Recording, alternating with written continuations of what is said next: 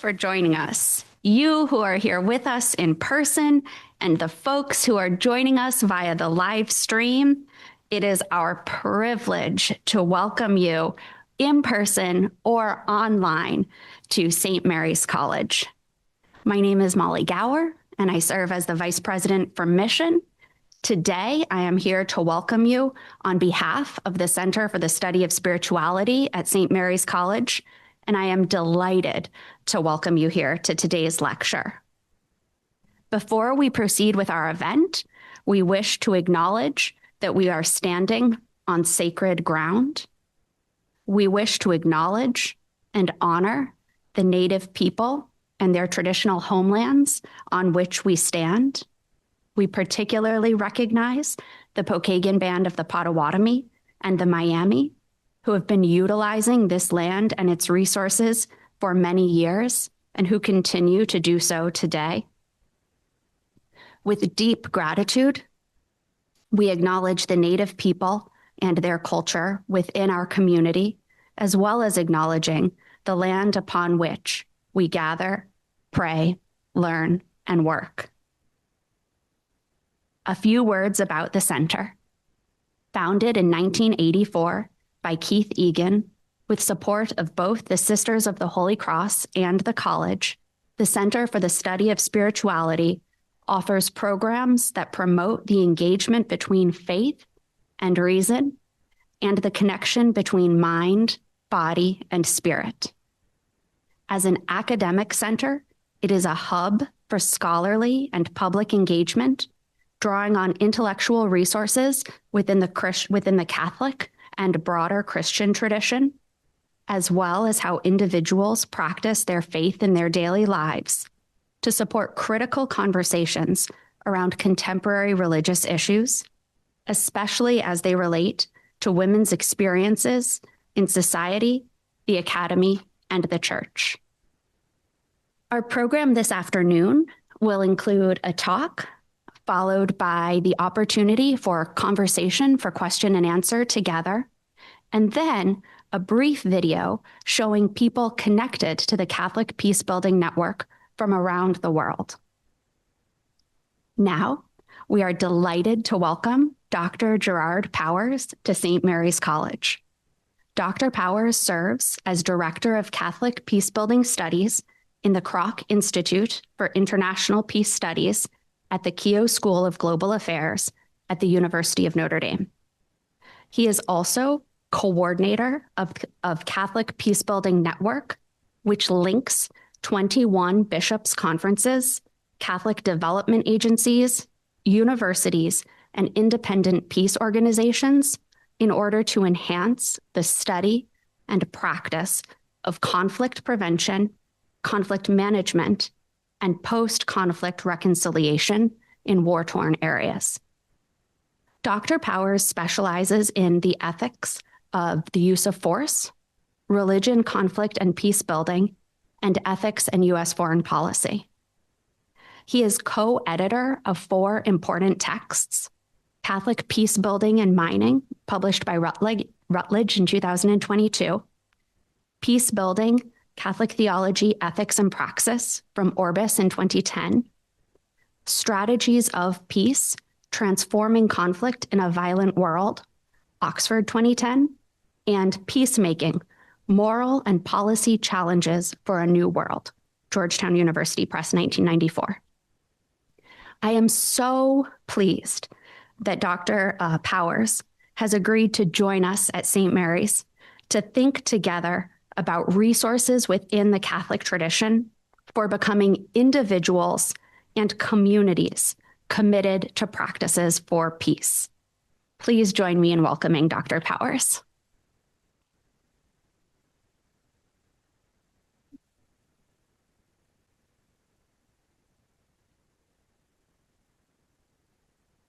Thanks very much, Molly. That was a very nice introduction. And thank you to Jessica Williams and to Julia Federer for inviting me to be here and organizing this event. And thank you all for coming. We have a sunny day for the first time. It is actually broke at freezing, I think. And my wife and I have attended the Church of Loretto for a long time. but it's been way too long since I've been here for an academic event, so it's really good to be back. Julia did not ask me to give a talk on spirituality, which is good, because that would be a talk that I would benefit from attending, not giving. Instead, she asked me to give a talk about what Catholics are doing on peace building around the world and how that might relate to local issues, such as some of the conflicts around data centers and other things. So I love talking about Catholic peace building because if Catholic social teaching is the church's best kept secret, peace building is Catholic social teaching's best kept secret. The only problem in talking about Catholic peace building is that Catholics don't know what Catholic means, or at least they don't agree, and peace builders don't agree on what peace building means. So I'll leave it to you all to define for yourself what it means to be Catholic, but here's my definition of Catholic peace building. It involves Catholic beliefs, spiritualities, and social teachings related to war and peace, and the efforts to live out those teachings by mobilizing the people power of the faith-filled Catholics and the resources of Catholic institutions to prevent violence, limit and stop it when it occurs, and promote healing, reconciliation, and a sustainable just peace when violence ends. That's a bit of a mouthful. It's way too broad. So in this talk, I'll be very concrete and first focus on some current and recent examples of Catholic peace building that are mostly unknown, unstudied, and unheralded. Second, I'll explain why we face a new, old world disorder that is I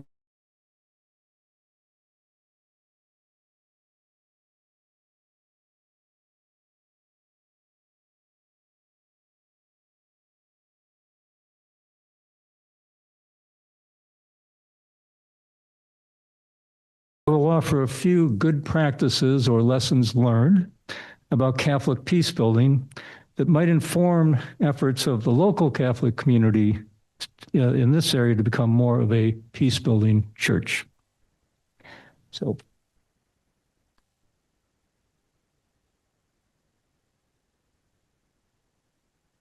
a peace building church. Discussions of war and peace almost always begin and often end with the morality of a particular military conflict or what is an important but in a way tired debate between just war versus pacifism or principled nonviolence. Those are very important issues, but it shouldn't be the starting point. The starting point should be peace building.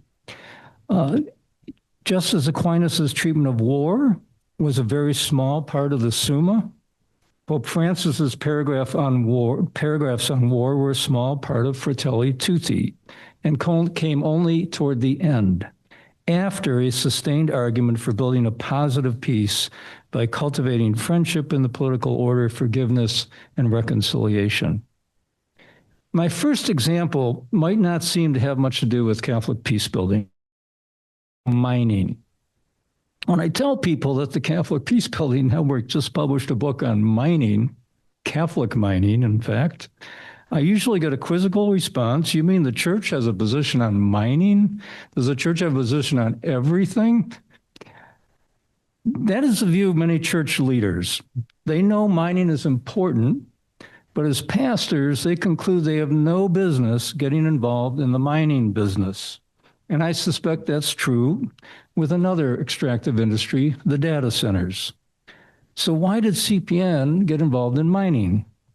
Because we have been accompanying the Catholic community in Colombia, the Philippines, and Central and East Africa for some 2 decades now.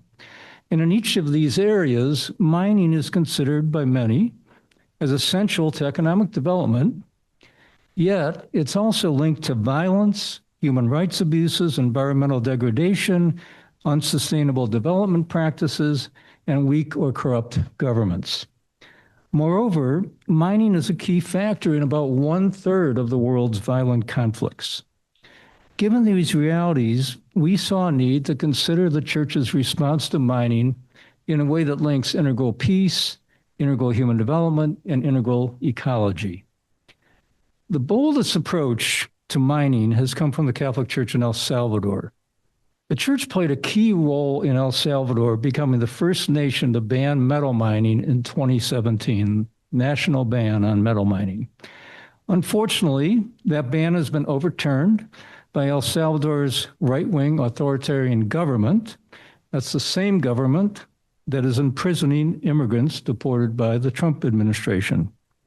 In the Philippines and Guatemala and other countries, bishops have committed to stop investing in extractive industries and called on Catholic institutions to stop accepting donations from mining companies and other environmentally destructive industries. Somewhere between those two poles, mining is not the church business, a ban or divest from mining, is the church in the Democratic Republic of the Congo, or DRC. The church has become a critical fact-finding and truth-telling institution, focusing on the negative impacts of mining, and has worked at all levels to ensure much greater transparency and to promote good governance related to mining. President Trump claims that he deserves a Nobel Peace Prize in part because he helped negotiate a vague framework for a possible peace process between Rwanda and DRC.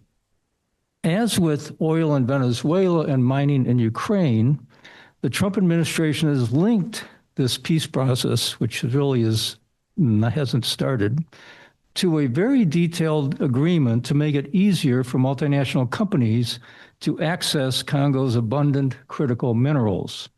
Those are the minerals needed for our weapons, our cell phones, our computers, our electric vehicles, our solar panels, and the data centers that are growing like weeds in our backyard. The problem is those critical minerals have been at the center of one of the world's deadliest conflicts for over 3 decades. Southeastern Congo is the global hub of mining for 2 of those critical minerals, cobalt and copper. In 2007, Sister Natalie Kangaji, a lawyer, started the Center for Legal and Judicial Assistance in Kolwezi to defend the victims of violence, environmental degradation, and human rights abuses connected to mining, much of it done by multinational corporations. According to Sister Kangaji, we are witnessing systematic plundering and uncontrolled exploitation with no visible development benefits. The center defends individual victims, but also mobilizes advocacy at the local, national, and international levels to combat the rampant corruption and demand corporate social responsibility. It also has a special ministry for women's rights. Proof that the so-called peace agreement between Rwanda and DRC is not real. As bad as things were, the situation now is especially grave because the notorious Rwanda-backed M23 rebels recently took over Kolwezi, along with most of the rest of Eastern Congo. So the rebels are now in control of all these minerals that the multinationals have been after. Another example of peace building in Congo involves promoting democracy in the face of corrupt authoritarian governments. In 2006, Sister Marie Bernard, there seems to be a theme here, women religious, head of the Bishops' Justice and Peace Commission, coordinated a massive effort by the Catholic Church, which is the only functioning institution in many parts of the war-torn country, to help organize the first democratic election since independence. In 2017, after the UN, the African Union, and others failed, the Catholic bishops tried for 6 months to mediate an agreement between the president, who refused to leave office, and the political opposition. When that failed, a lay Catholic group, with the support of the bishops, organized national protests, which were suppressed violently. When elections were finally held in 2018, the bishops organized 40,000 election monitors. This is in a country that at the time had about 300 miles of paved roads. The bishops managed to organize 40,000 election monitors to monitor the election. Many in the international community cited the bishops' assessment of the election results, not that of the official African Union election monitors. In many countries, the church plays a key role in facilitating peace processes. Notre Dame's Kroc Institute, where I work, has a lot of expertise in peace accords. So in 2016, when the Colombian government signed an agreement with the FARC rebel group, they wrote into the agreement that the Kroc Institute would be the official monitor of the implementation of those accords. So we're the first university entity ever to be the official monitor. It's usually the UN or the Organization of American States or someone like that. So we have 36 staff, most in Bogota, at an office that's connected to the Colombian Bishops' Conference, monitoring and reporting on every aspect of the world's most comprehensive peace accord. Also in Colombia, Father Francisco de Rue, a Jesuit, headed the world's largest ever official Truth Commission, which was also part of that agreement. On the other side of the world, the lay Catholic community of San Egidio, which is based in Rome, started at the end of Vatican II, has become one of the world's most renowned facilitators of peace negotiations. In 1992, San Egidio facilitated the agreement that ended the war in Mozambique. Until talks fell apart recently, San Egidio was the official facilitator of negotiations between the government and several rebel groups in South Sudan. Elizabeth Boyle, one of my former students, who was also student body president at Notre Dame in 2020, just a few years ago, and did a master's at the Keough School of Global Affairs, spent 3 years as part of the negotiating team or the facilitation team of San Egidio, and she was the first woman ever to be invited into that facilitation team. Another example from South Sudan, a lot of peace building happens at the local level, and it's often done by women. Several years ago, Bishop Preeti Taban demanded that local guerrillas stop abducting boys from Catholic grade schools to become child soldiers. The guerrilla leaders refused. Who cares what the bishop says? So the mothers of the abducted boys marched down to the guerrilla headquarters and left their babies, saying, if you're going to take our boys, you raise them. After a few hours, the commandant decided he wasn't interested in potty training, and the raids on the schools stopped. So I've given you just a small sample of the courageous peacebuilding work being done by Catholics amidst some of the world's most intractable conflicts. If war is hell, there are a hell of a lot of saints in hell. These examples of living peacebuilding saints can inspire us and give us hope that we can respond in a faith-filled way to the much less dire but still quite serious challenges that we face here in the United States. What are those challenges? We now face a new old world disorder. The list of violent conflicts is as familiar as it is long, but these conflicts are rearing their ugly heads in new and especially destructive ways. The Israeli-Palestinian conflict is old, but Hamas's terrorist attack on Israel in 2023 was a whole new level of violence.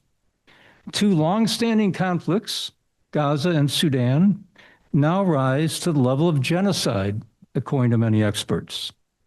Russia-Ukraine is showcasing the latest 21st century weapons in a World War II-style aggression that involves World War I trench warfare and is justified by 18th century imperialism.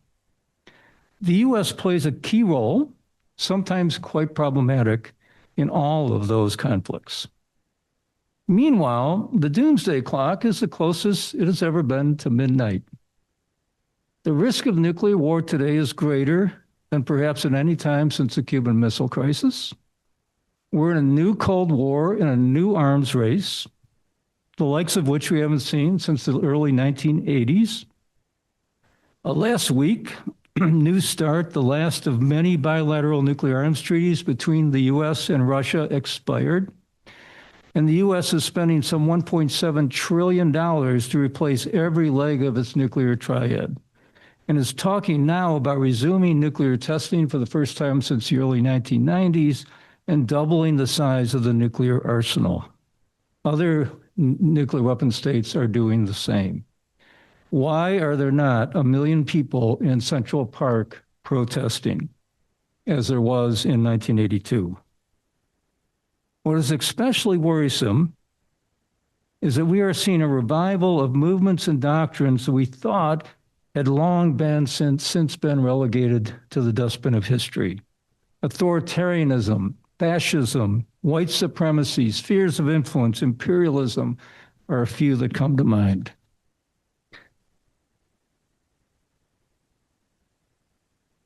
Amidst this new old world disorder, the best way the Catholic community in this country can be in solidarity with and support Catholic and other peace builders around the world is to be united in our efforts to change U.S. policies that are not only undermining decades of peacebuilding work, but are contributing to proliferating conflicts, new injustices, greater inequality, more endemic corruption, and more environmental degradation.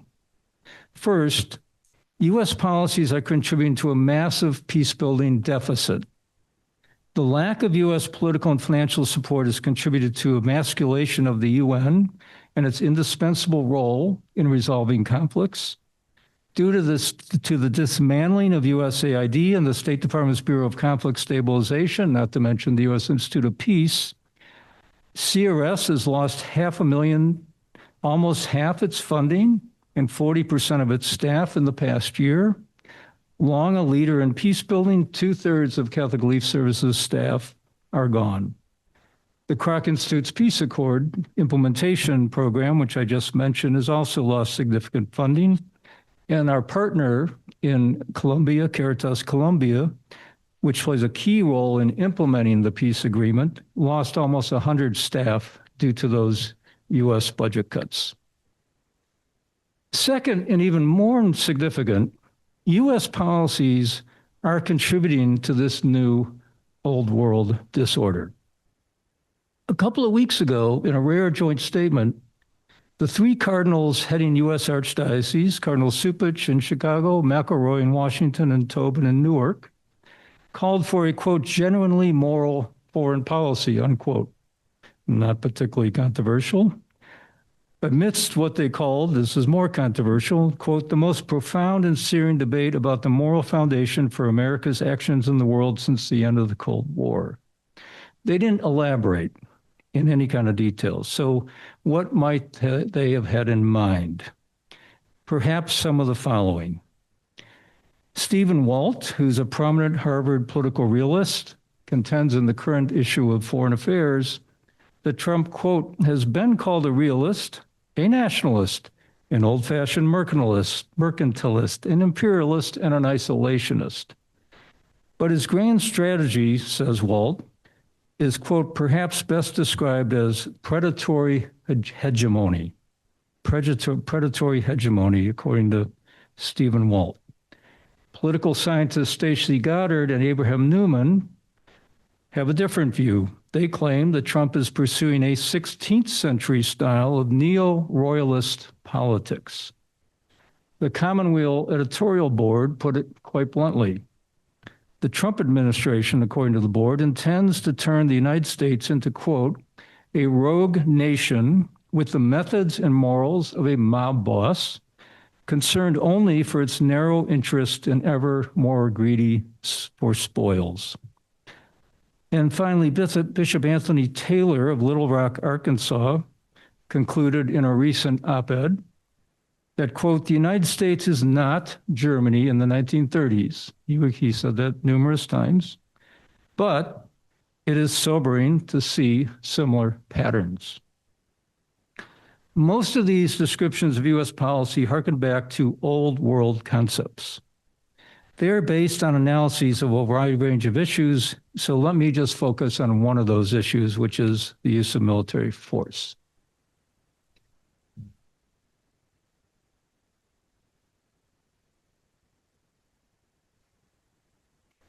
In the past year, the litany of U.S. military interventions includes Iran, Iraq, Somalia, Yemen, Nigeria, and Venezuela, along with threats of the use of force against Greenland, Colombia, Cuba, Mexico, and now again Iran. As it touts the Donroe Doctrine, the Trump administration seems intent on disproving the democratic peace theory, which says that democracies don't go to war with democracies. At least since Operation Just Cause in Panama in 1989, past administrations felt obliged to offer some legal and moral justifications for major military interventions, even if those justifications could be further evidence that hypocrisy is a tribute that vice pays to virtue. Hypocrisy is a tribute that vice pays to virtue. President Trump, however, has abandoned any pretense of his predecessors, telling the New York Times that I don't need international law. The only limit on his international power, he said, is my own morality. To reinforce that point, after the Venezuela intervention, President Trump's top aide, Stephen Miller, explained, we live in a world, in a real world, that is governed by strength, that is governed by force, that is governed by power. He continued, these are the iron laws of the world that have existed since the beginning of time. Trump says only his morality matters. The church begs to differ. It is no surprise that the cardinals quoted Pope Leo's annual address to the diplomatic corps in mid-January, in which the Pope deplored the fact that, quote, war is back in vogue, and a zeal for war is spreading. The principle which prohibited nations from using force to violate the borders of others has been completely undermined, said the Pope. In follow-on interviews, Cardinal Cupich called the Venezuela intervention a troublesome development that says might makes right. And Cardinal Tobin noted that some in the Trump administration seem to be advancing, quote, almost a Darwinian calculus that the powerful survive and the weak don't deserve to. Also in question are the Nuremberg principles. President Trump, the Justice Department, and the Pentagon are targeting Democratic lawmakers for reiterating a core tenet of international law and the U.S. military code, that military personnel have a duty to disobey manifestly illegal orders. Archbishop Timothy Broglio, Archbishop for the Military Services and past president, just stepped down as president of the U.S. Conference of Catholic Bishops, issued a lengthy statement in December questioning the morality and legality of the military strikes against the boats in the Caribbean. Then in a BBC interview in mid-January, he said he, quote, cannot see any circumstances, end quote, in which an invasion of Greenland would be just. Now, it's unusual for the Archbishop for Military Services to question the morality of a specific military intervention. It is more unusual for him, in the context of that specific military intervention, to remind military personnel that, quote, it would be morally acceptable to disobey immoral orders. These statements were breaking news in recent weeks. But it should not be news that the bishops are criticizing U.S. military actions. The U.S. bishops have opposed virtually every major U.S. military action since they withdrew their support for the Vietnam War in 1971. One exception was Afghanistan after 9/11, but even then, they expressed concerns about protecting civilians and the probability of success. Another is Ukraine today, which Pope Francis and other church leaders have said has a right to defend itself against Russian aggression and also has a right to receive support from others to do so. The bishops' positions reflect the church's increasingly restrictive approach to the just war tradition in the past century. As the cardinals noted, church teaching does not rule out the possibility of a just war, quote, as a last resort in extreme situations, not a normal instrument of national policy. That restrictive approach, which Catholic conservatives like George Weigel have misdubbed functional pacifism, has put church leaders in stark opposition to U.S. policies that have often reflected a much more permissive approach. The Bush administration's preventive war doctrine, justifying intervention in Iraq in 2003, was the most egregious recent example of that very permissive approach to the morality of war. The church presumes a sharp distinction between war and politics. War is the failure of politics, not, as the permissive approach presumes, another form of politics, one more tool in the foreign policy toolbox. Why is the church highly skeptical of the ability of modern war to meet just war criteria? First, because the experience of modern war as it really is, not the antiseptic, commercialized, soft militarism that we get on football Saturdays. I'm not sure where I'm talking about, but where that would happen. But it's the experience of modern war has led the church to embrace a strong presumption against war. One can only resort to war for extraordinarily strong reasons. Second, spurred by the success of people power movements around the world, and the fact that the Cold War ended with hardly a shot being fired, the church has given much more emphasis to the importance of nonviolence. The church also remains confident that a firm commitment to dialogue, solidarity, strengthening international law and institutions in service to the global common good together can resolve conflict short of war. The bottom line is those who are looking for moral comfort from the church as they rally nations to war will be and should be greatly disappointed. If the Pope-mobile had a bumper sticker, it would say, "War is not the answer." So some lessons learned. First, the church's rich tradition of reflection on war and peace is a real treasure. But how many graduates of St. Mary's, Notre Dame, Holy Cross, you name the Catholic university or college, or their faculty for that matter, have even a cursory understanding of this tradition? A common request we get at the Catholic Peacebuilding Network is to do introductory workshops on Catholic peacebuilding, often for bishops, because it's really an intro to Catholic social teaching. They haven't had it in seminary. We've inherited a bright light called the Catholic peace tradition. We best not keep it under a bushel. Second, the church teaches that Catholic social teaching is an integral or constitutive dimension of preaching the gospel. I always hoped that one of my 5 kids that the first word out of their mouth when they were 1 year old would be constitutive, but didn't happen. So is Catholic social teaching integral to the mission of the many diverse institutions that make up the world's largest transnational organization, the Catholic Church? And is it integral to our own sense of vocation? Too often, Catholic peacebuilding is the work of a few very dynamic, charismatic, and hardworking bishops or priests, highly motivated specialists at Catholic Relief Services or other organizations, and lay activists, and a lot of women religious. We need a revival of the lay vocation. Vatican II is clear. It's the laity, not the ordained, who have the principal responsibility for transforming the social order in light of the gospel. The laity need to step up and take the leadership in peace building that is theirs to take. And we need to do much more to heighten and celebrate the leadership role of women in peace building. As with schools, hospitals, charitable agencies, and so many other premier Catholic institutions in the United States, pull away the curtain, and behind many of the most effective peace-building initiatives, you will find women. A third lesson.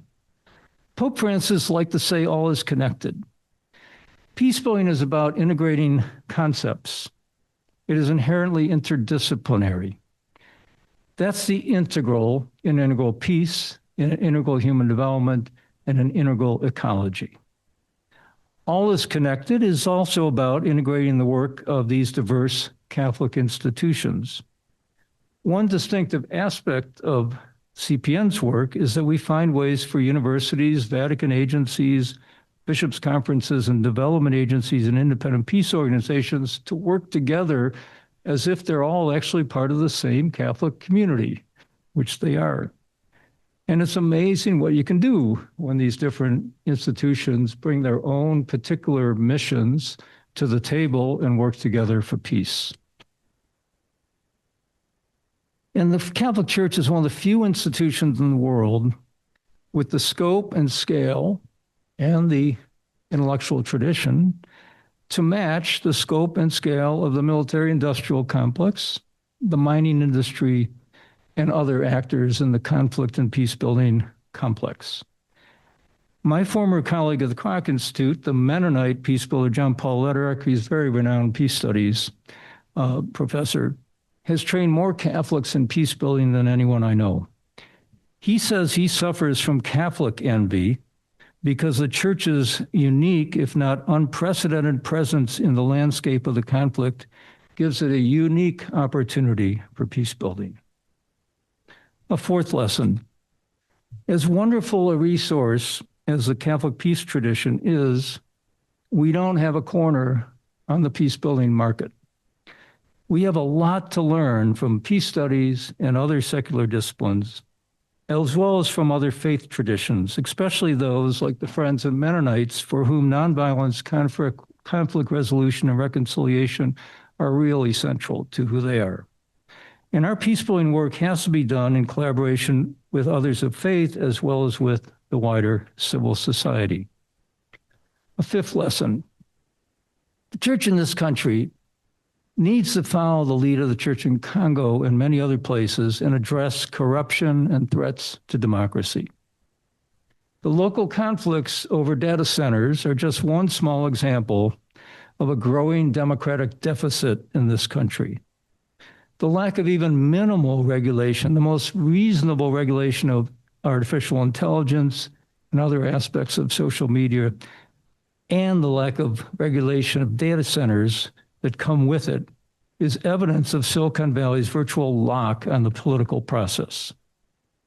The other day, a bishop from Nigeria, who has been in the forefront of confronting many of Nigeria's authoritarian governments, told me what so many others have been saying, that he has not always supported U.S. foreign policies. He did not support the recent U.S. military strikes against Nigeria, but he never thought he'd have to worry about the U.S. democracy, which has been a model for the world. If your democracy fails, he said, the world has no hope. He didn't say it, but many others living under authoritarian regimes that we work with have over the past year. And they ask, why are you Americans letting your democracy fail? Why aren't you doing more to stop it? Finally, authoritarians are about polarization and divide and conquer. Solidarity is the only answer. The Saudi movement in Poland brought down the communist government, the first domino to fall in the mostly peaceful end of communist regimes and the dissolution of the Soviet bloc and the end of the Cold War, something no one thought could happen without World War III. The church is an effective peace builder in places like Congo, Colombia, South Sudan, the Philippines, when it is united and is supported by solidaristic actions of the church around the world. Now, like big law, universities, major corporations, and many world leaders, many in the Catholic community have been very wary of directly confronting the Trump administration and its policies. With the exception of vocal opposition to the Trump administration's immigration policies, the U.S. bishop's statements are notable in part because they are few and modest compared to the past and compared to what the moment requires. But odds are good that these statements are only the beginning, with an American Pope leading the way. A Pope who, by the way, Vogue magazine considers one of the 55 best-dressed people, not just men, 55 best-dressed people in the world. I think that's just the way Jesus would have wanted it. In conclusion, I've been talking too long. With power comes responsibility. The United States, by virtue of its unique power, not because of its unique virtue, bears a heavy moral burden of responsibility. We are not meeting that burden, but instead are imposing new burdens on the world. Peacebuilding in the United States today is not mainly about what I did for the bishops for 18 years. advocating for the right policies and having the right strategies and tactics, though those certainly are very much needed. Peacebuilding today is about going back to first principles in the face of the assault on core norms of international order and democracy. It should not have to be, but it has become the stuff of courageous prophetic witness to stand for the core virtues and norms of our faith that also happen to be the core virtues and norms underlying a peaceful and just social order. Truth-telling, respect for human dignity, a commitment to the common good, empathy, love of neighbor, even love of enemy, respectful dialogue, preferential concern for the poor and marginalized. That is what we believe. This is who we are. So finally, I'd like to pose a question for you to think about, maybe for the Q&A or just on your own. John Ashworth, a lay Catholic missionary and CRS staff person who worked in Sudan for decades, wrote a very interesting book on his experience while a visiting fellow at the Kroc Institute. And here's how he described the church's work. Church leaders considered themselves pastors and shepherds. As pastors, they created and sustained communities of faith that could absorb suffering, embody forgiveness and reconciliation, maintain hope, and advocate for justice. As shepherds, they gave voice to the voiceless and spoke truth to power. As much as they were peace builders, they were peace bearers. They were peace builders, but more so peace bearers. So the question is, to what extent is John Ashworth describing your own way of thinking about peace, how peace is thought about at St. Mary's or Holy Cross or Notre Dame, or in your parish or congregation or in the diocese or the Catholic Church in the United States as a whole? Thank you very much.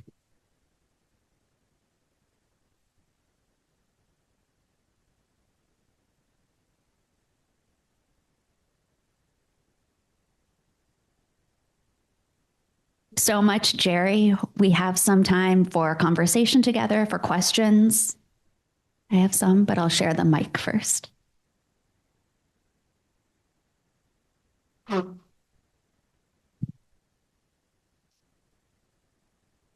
While you gather your thoughts, one idea that came to mind for me while you were speaking, as you sort of began with a reflection of some ways that U.S. decisions about policy and where we're placing or not placing our U.S. financial support, like USAID comes to mind, has changed in the last year or so, and some of the consequences that that has had for Catholic organizations like CRS, Catholic Relief Services around the world.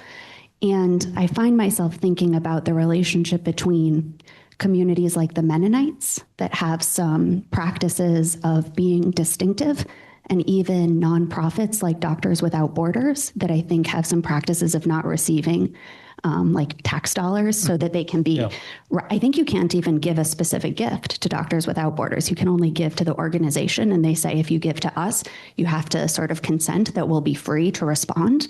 How those models sit differently with Catholics who, inspired by our desire to be like active in the world, are a little bit more entangled and paradoxically sometimes dependent on things like U.S. policy. What do you think? So I guess there's always, I think there's always been, and this is beyond my, this is above my pay grade, but there's always been a debate. I used to attend Catholic Relief Services board meetings when I was with the Bishops' Conference, and I know Catholic Charities operations would have the same debate. But there's always been a debate about are we accepting too much government money? Are we too reliant on government money? And then all the restrictions that came with that, and there were big, some real issues that came up. When the funds are tied to, following government policies. I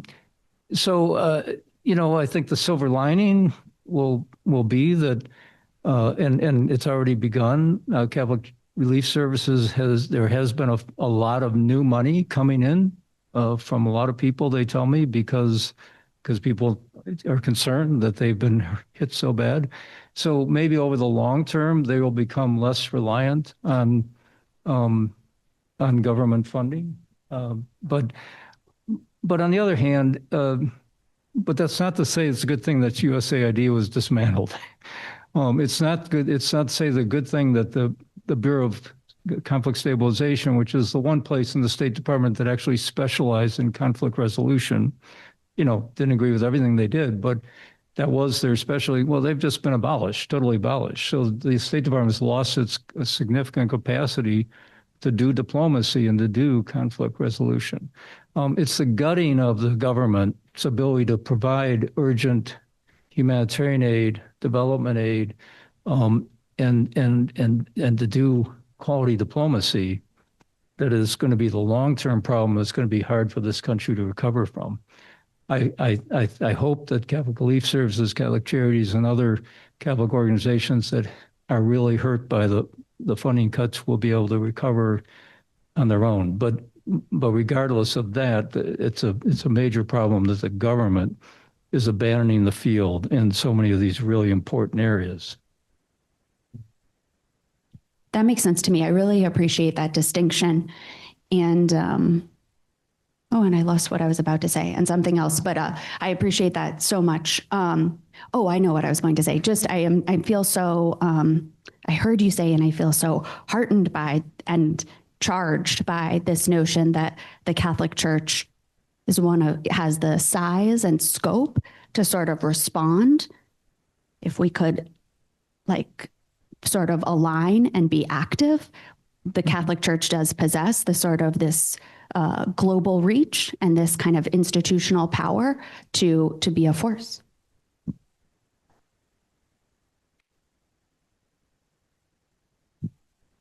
Yes.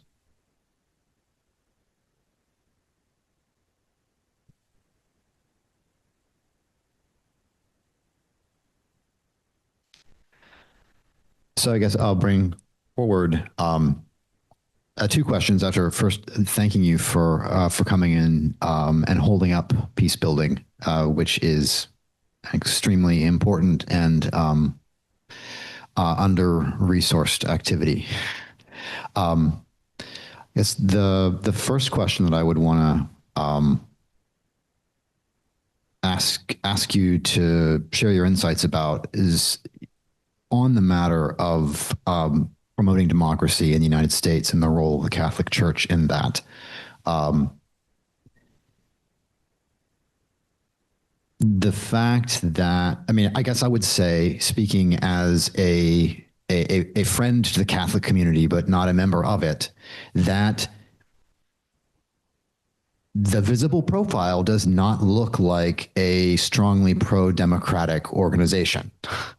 Given the extent to which it has been prominently, aggressively conservative Catholics on the Supreme Court that have largely enabled the Trump administration to behave as an authoritarian government, and a lack of apparent democratic practice within the church itself. So I'm wondering, I hear that I know that that's not the whole story, certainly not worldwide, but the U.S. church doesn't seem to be in great shape with respect to democracy at the same time that the U.S.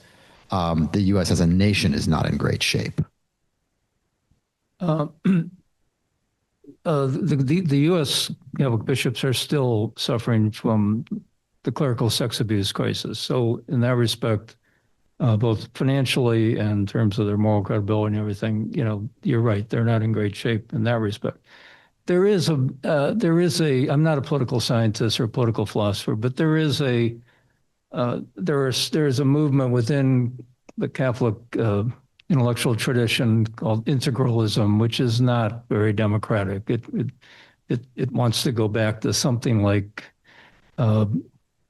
there were some of the regimes that in Chile or in Spain that the church was closely tied to the fascist regimes or the authoritarian regimes the church was so closely tied to in the past. And there is a intellectual tradition that's been reviving that is promoting that kind of what they call Catholic integralism.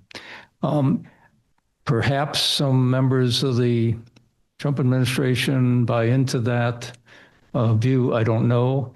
I'm a lawyer, but I'm not a practicing lawyer, so I really can't. I can't comment on the Supreme Court, except that I'm told that the Supreme Court's use of the shadow docket to allow a lot of these to overturn these preliminary injunctions that are that lower courts have issued is highly unusual. But I think it's too soon that when the Supreme Court starts making some decisions based on the merits of these cases, then you'll see more clearly where they're coming from.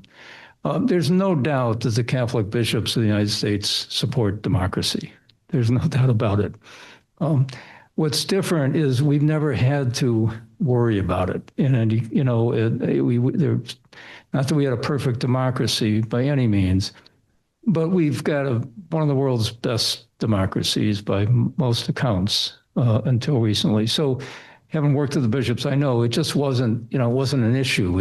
No one was asking us to address, the foibles of the U.S. democracy, because there are plenty of other institutions that are more competent than religious actors to address those. We've got all kinds of legal groups and, you name it. We have a very strong civil society in this country. So I mentioned the Congo case where the bishops have been very involved in democracy promotion, even doing the election monitoring. That's really unusual for religious actors to do that. So that's the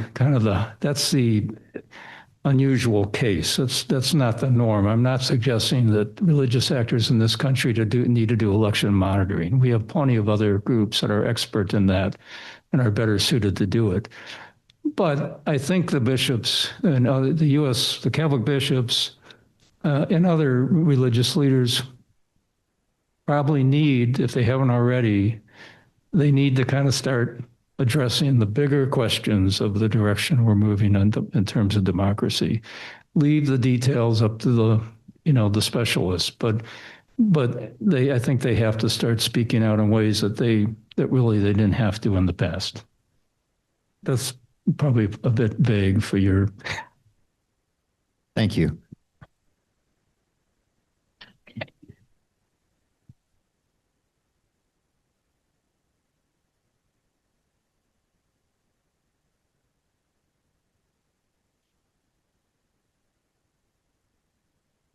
Thanks so much for this great talk. I echo Chris in saying that this is a really under-discussed topic, including in the Catholic social tradition. And I really appreciated that you brought up that within the Catholic social tradition, it's consistently labeled as the role of the laity to take on a lot of this, like, the political work. And many times, like, these documents are pretty vague about what that work should look like, and are just kind of like, all right, laity, go do it. And I think sometimes, especially in the U.S. Catholic Church, we suffer from lack of imagination about what role the laity can take to in leadership within this political and peace-building work too. So I wonder if you can offer a little bit of what your vision is for the role that laity can take in a particularly Catholic form of leadership around peace building in the United States. Well, the starting point is for people to integrate faith and work. And I know if you're a Supreme Court justice, the majority of Supreme Court justices are Catholic. I know you're supposed to leave your faith at the door when you enter the Supreme Court chambers. Members of Congress always say that they leave their faith at the door when they enter, the House of Representatives of the U.S. Senate. Business executives say the same thing, but you have Catholic Catholics, I think my statistics are right. Catholic CEOs are the majority of like top 5 Fortune 500 CEOs. Catholics are majority in Congress, majority in the Supreme Court. Catholics are in leadership positions in all kinds of sectors of society. Catholics used to be in, very strong in the labor unions, probably still are. So the laity are everywhere. And so if people were seriously integrating their faith and their work, that's the place to start. It's not easy because the culture of Wall Street is not about faith and morality. It's about the bottom line. So it's tough to do it.